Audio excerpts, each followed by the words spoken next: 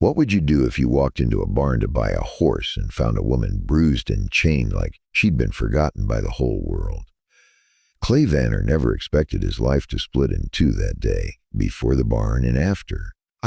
He rode up from Del Rio under a thin, pale sun, worn from a week in the saddle. Clay was 34, carved by wind and dust, a quiet man who carried his past behind his eyes. Folks said he'd known more graves than weddings, and the truth wasn't far from that. By noon, he reached the Rusk place.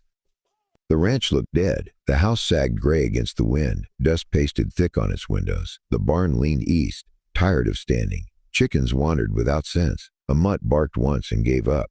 No laughter, no woman's voice, just silence thick as smoke. The man who met Clay was red-faced, thick around the belly, sweating though the breeze was cool. He wiped his hands on stained trousers and tried to smile. "You Clay Vannor?" "I am." "You're here for the sorrel."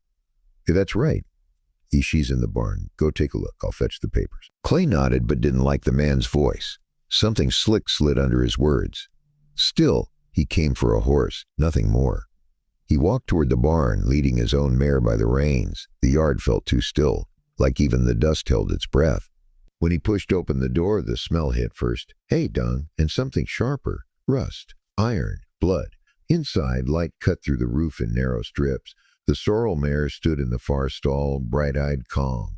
But Clay didn't move toward her. Something else waited in the shadows. A shape, small, wrong for a barn. He stepped closer. It was a woman. She lay curled beside a pile of old tack, wrist chained to the wall by a rusted bolt. Her dress was torn, skin caked with dirt and bruises in every color. Her hair hung in clumps. A scab split across her cheek when she breathed.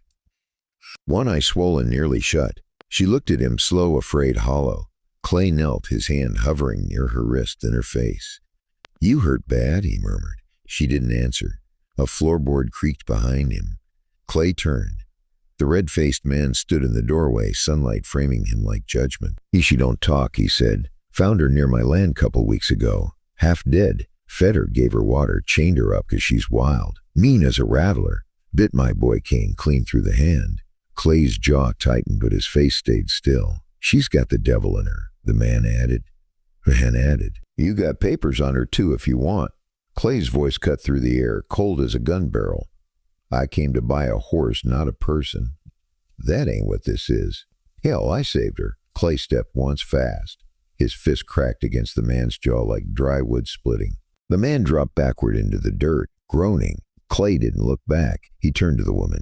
"I'm going to get you loose," he said softly. She flinched at his voice but didn't pull away as he drew his knife and worked the bull. Rust and old blood fought him, but it gave.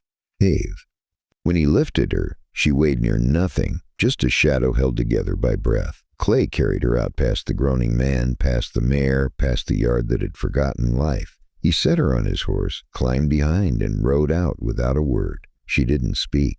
He didn't ask her name. Some names had to be earned again. They rode until the sun bled into the horizon. By nightfall, they found a dry creek bed where mesquite grew thick. Clay laid a blanket, handed her water. Her hands shook as she drank. He cooked beans in a dented tin pot. She didn't touch them at first.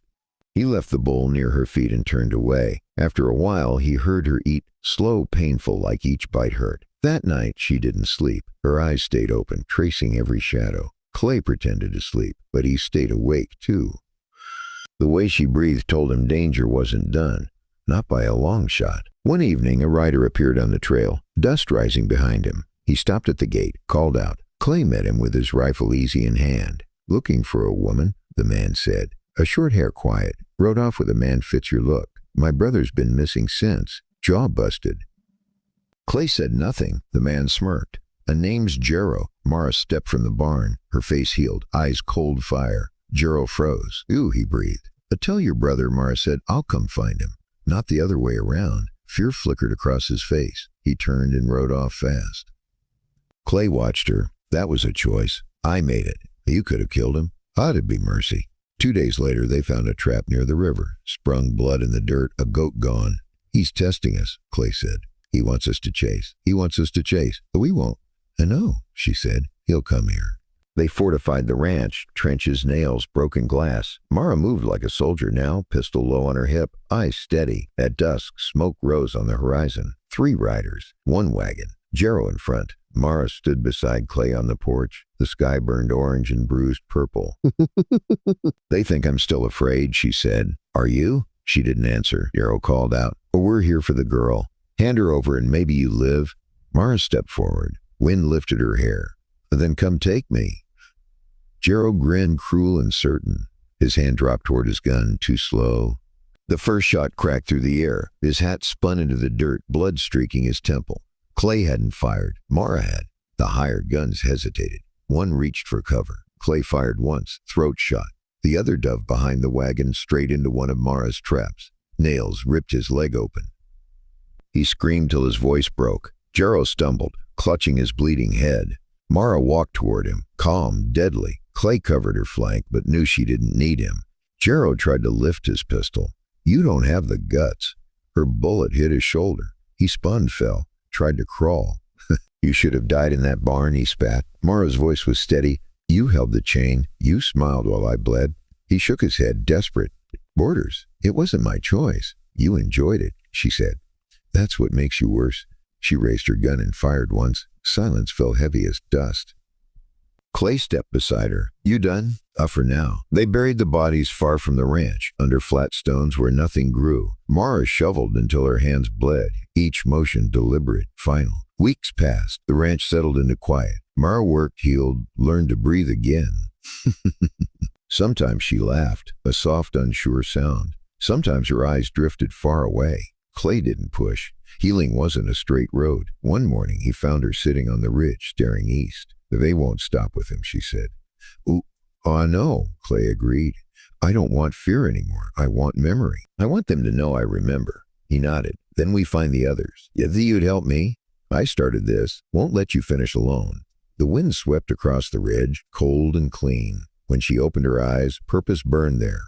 Clay rode into town that afternoon. He came back with rifles, powder, and a tin box full of names. Men whispered about. Men who walked free while others rotted. Mara opened the box. Her hands didn't shake. "I'm going to find them," she said. Clay nodded. "We start at first light." And they did. You did. They rode through hard country and harder towns, through silence, sin, and smoke. Together they hunted men who thought the past would stay buried. Mara became a whisper, vengeance on horseback, a ghost with a pistol. Clay rode beside her, steady as her shadow. And somewhere in all that dust and blood, something else took root, quiet, real. One evening, long after the barn, Clay found Mara by the fire. She looked at him. "You saved me." He shook his head. "You saved yourself." "I just cut the chain." She stared into the flames. "What do we do now?" Clay watched her like a man seeing dawn after a long storm. "We live," he said. She nodded. "I think I want to." They built a small home by the ridge, sage in the yard, quiet wind through the pines. Mara still carried her pistols. Clay still watched the trails. Danger never vanished. Memory never died. But life grew anyway. And one evening when the sun slipped low and the air smelled of pine, Mara said, "It's quiet now." Clay took her hand. For the first time since the barn, she let someone hold it. The road behind them was made of fire. The road ahead was made of healing. And they walked it side by side.